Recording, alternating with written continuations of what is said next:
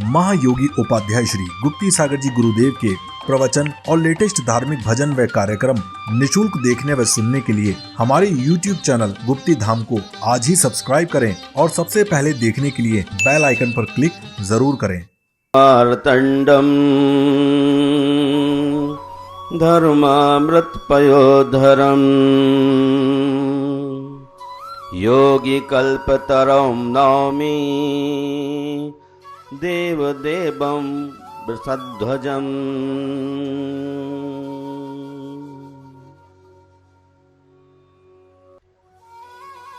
पवित्र मन रखो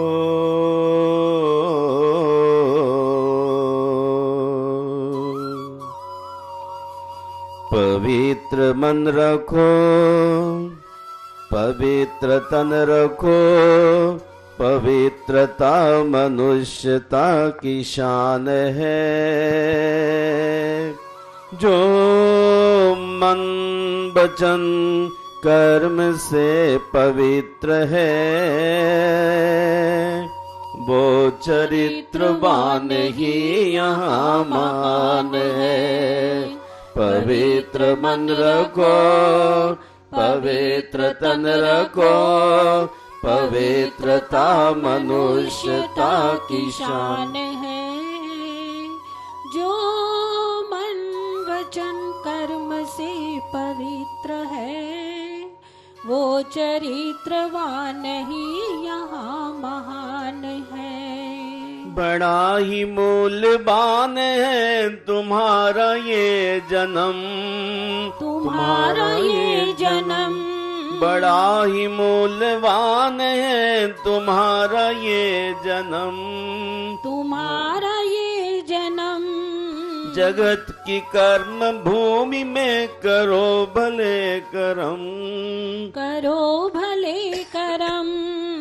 अच्छे रखो विचार, उत्तम करो व्यवहार, आदर्श व्यक्ति की यही पहचान है। जो मन वचन कर्म से पवित्र है वो चरित्रवान ही यहाँ महान है। पवित्र मन रखो, पवित्र तन रखो, पवित्रता मनुष्यता की शान है।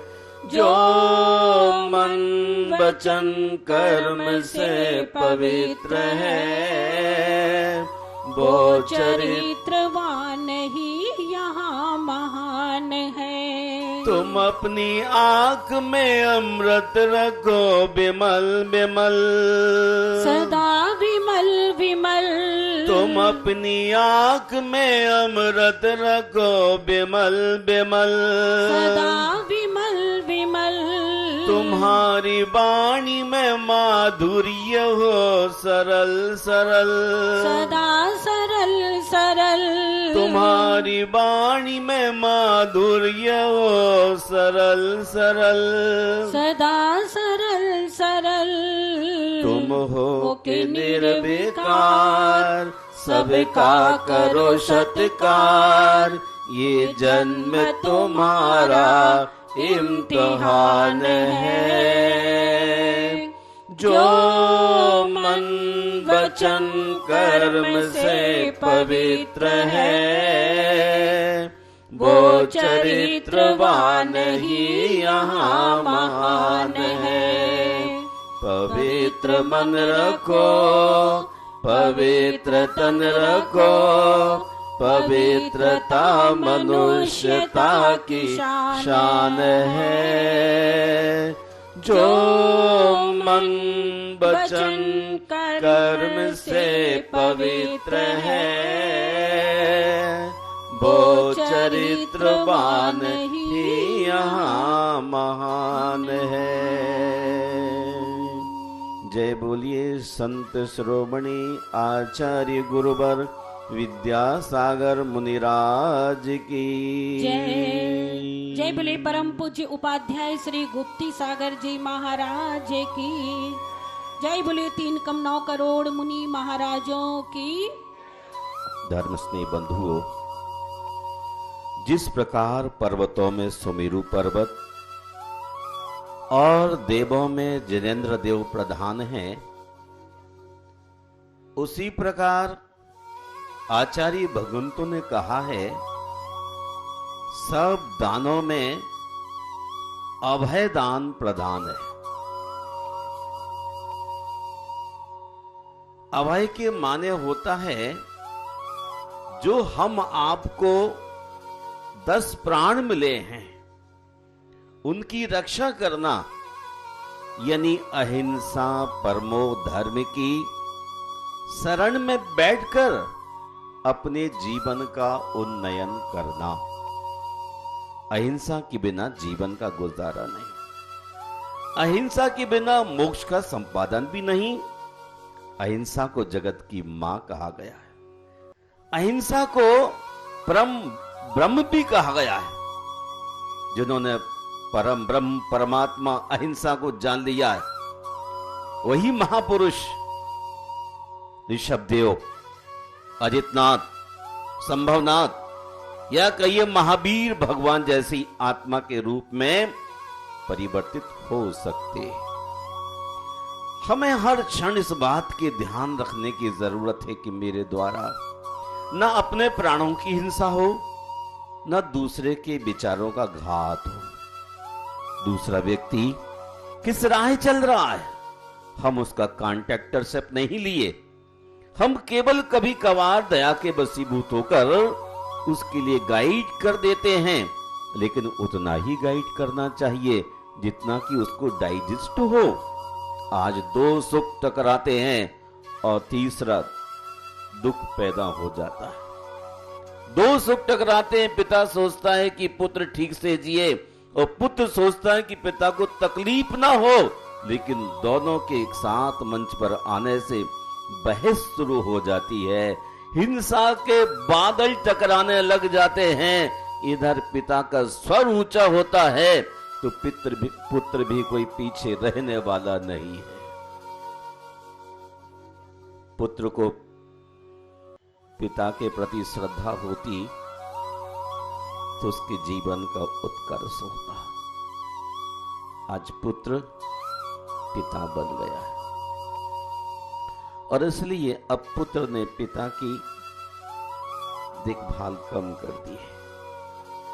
जब तक वह अपने को पुत्र समझता रहता है तभी तक वह पिता का ध्यान रख पाता है। जिस रोज उसे ही मालूम हो जाता है कि मैं स्वयं पिता हो गया हूं, तो उसकी श्रद्धा का उत्कर्ष रुक जाता है और वह जो मुख में आता है, मन में आता है, कह देता है। जैसे कि साधारण पुरुषों के साथ व्यवहार बर्ताव करता हुआ एक इंसान बातचीत करता है, वैसे ही वह अपने पिता के साथ भी बर्ताव करने लग जाता है।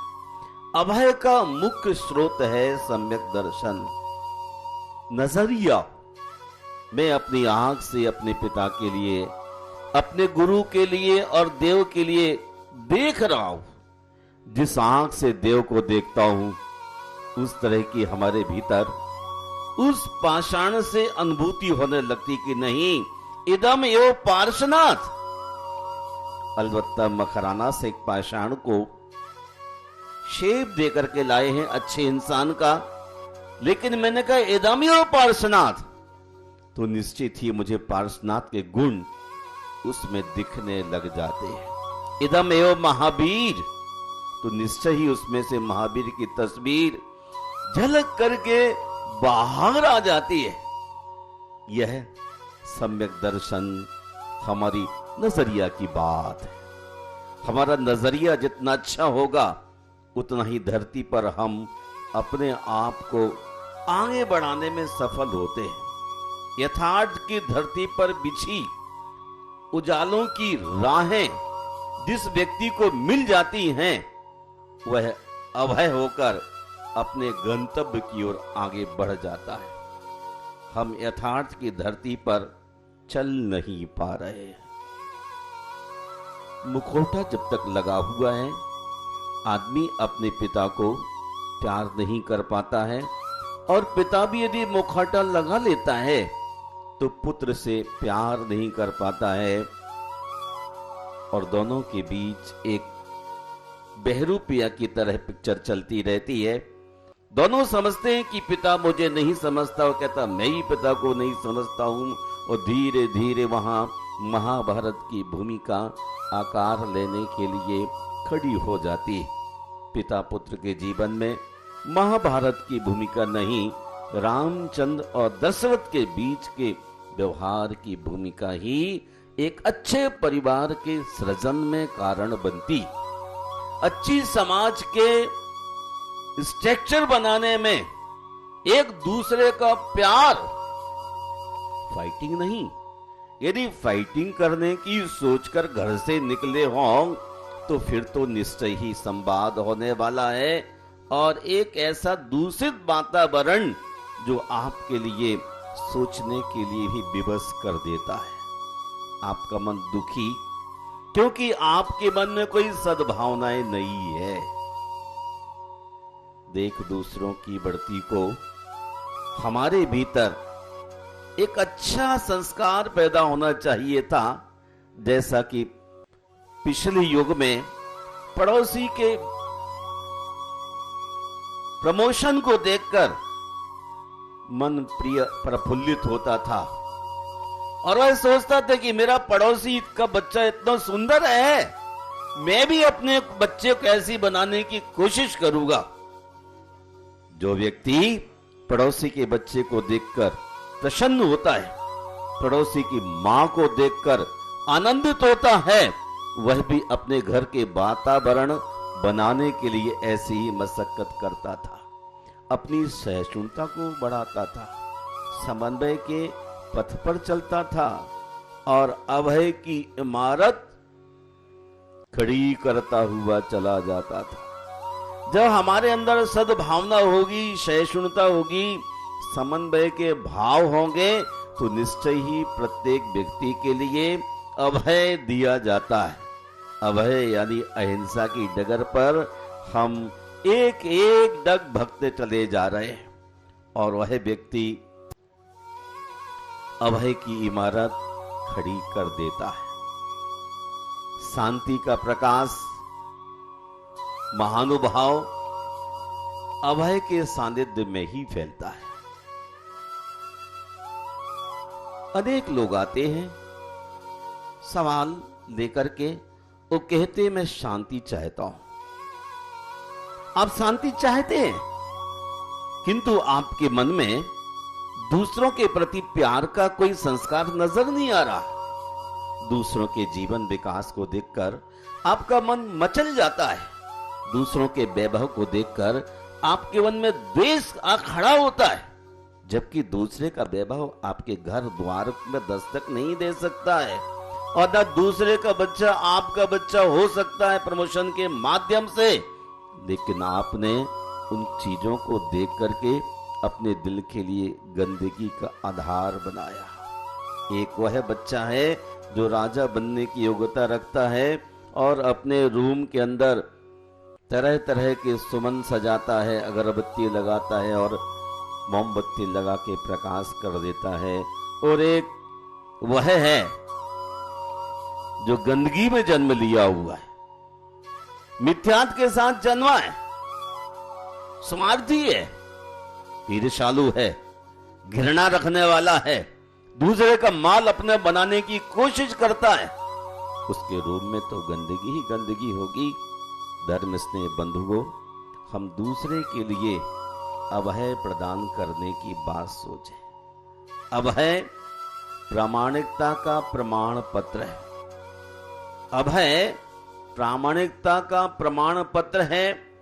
जो व्यक्ति गलती करता है उसे भय रहता है कि कहीं उसकी गलती प्रकट ना हो जाए और इसलिए वह छुपाने की निरंतर कोशिश करता ही रहता है। जो व्यक्ति कोई त्रुटि गलती नहीं करता है वह शांति का प्रकाश अभय के सानिध्य में फैलाता रहता है। मैं चाहता हूं कि आपकी जिंदगी में अभय का प्रकाश, एक चींटी भी चलती हो तो आपसे भयभीत ना हो। एक चींटी बहुत छोटी इकाई है प्रकृति की, वह भी आपसे भयभीत ना हो, देख के भागे ना। चूहा भी आपको देख के भागे ना, चिड़िया भी आपको देख के भागे ना, गिलहरी भी आपको देख के भागे ना, हिरण भी आपको देख के भागे ना, और मंकी भी आपको देख के भागे ना। ये तभी हो सकता है जब हमारे दिल में परितः अभय के संस्कार हो, अहिंसा की चादर हमारे ऊपर तनी हो, तो ही जाकर के प्रकृति के जीव आपसे प्रीति बढ़ाने के लिए तत्पर होते हैं। एक दार्शनिक थी और उसके आसपास अनेक प्रकार के जीव जंतु हिल मिल करके खेल रहे हैं। कोई कंधे पर चढ़ रहा है, कोई सिर पर आ रहा है, कोई मंकी गोद में बैठने को तैयार है, तो गिलहरी हाथ पर चढ़ने के लिए उद्यत हो गई है। दूर खड़े व्यक्ति ने कहा कि बहन क्या मामला है? मैं यहाँ पर 3 दिन से आपके देश में आया हुआ हूँ, लेकिन एक भी प्रकृति के प्राणी ने मेरे नजदीकी को चाहा नहीं। उसने कहा कि आप मांसाहारी हैं क्या? बोले हाँ, मैं मांस खाता हूँ। इसलिए प्रकृति का कोई भी प्राणी आपके साथ सामंजस्य स्थापित करने को तैयार नहीं। उसको हर पल भय है कि ना जाने इसको अच्छा लगे और ये अंदर कर ले, अपने मार दे। इसलिए कोई भी जीव आपके साथ प्रीति का मामला बढ़ाने को तैयार नहीं है। प्रीति वही होती है जहां अभय होता है। मानसिक बल उसी व्यक्ति का बढ़ता है जो अभय रहता है। आप भी तो सर्प को देख के डर जाते हैं ना, इसलिए कि आपके मन में हिंसा है। आपको सर्प दिखते ही आप डंडा लेके मारने को तैयार होते, और यदि मरा हुआ सर्प हो तो नागदेव का मंदिर बनाकर अगरबत्ती लगाने को तत्पर होते हैं। एक चूहा आपके पास से गुजर रहा हो तो आप झटके से उसके लिए प्रहार करने को तत्पर हो जाते हैं, लेकिन वही जब चूहा गणेश के पास होता है तो लड्डू लेकर पहुंच जाते हैं। क्या मामला है? जिंदा आदमी की कोई पहचान नहीं, मरे हुए आदमी किस देश में पहल हो रही है। इस देश में बुतों की आराधना हुई है। जिंदा व्यक्ति के लिए अभय देने का कोई नहीं सोचता है। पाषाण के बिंब खड़े खड़े करके हम श्रद्धा से मस्तक झुकाते हैं, और एक सच्चा आदमी सामने बैठा हो उसके लिए आप नमस्ते भी करने को तैयार नहीं, प्रणाम करने को तैयार नहीं, क्योंकि आपका यहां अहंकार टकरा रहा है कि मैं कैसे सिर झुकाऊं। आप जानते हैं, फिर भी आपके मन के अंदर ये भाव पैदा नहीं हो पाते। अब है सत्य भाषण और मैत्री की पृष्ठभूमि है। सच बोलने वाले व्यक्ति की जिंदगी में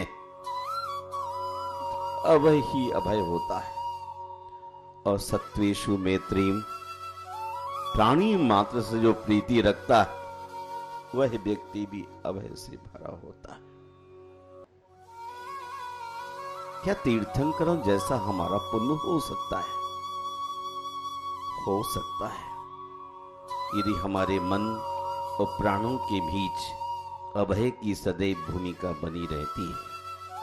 अभय का बीज अनासक्ति या अपरिग्रह।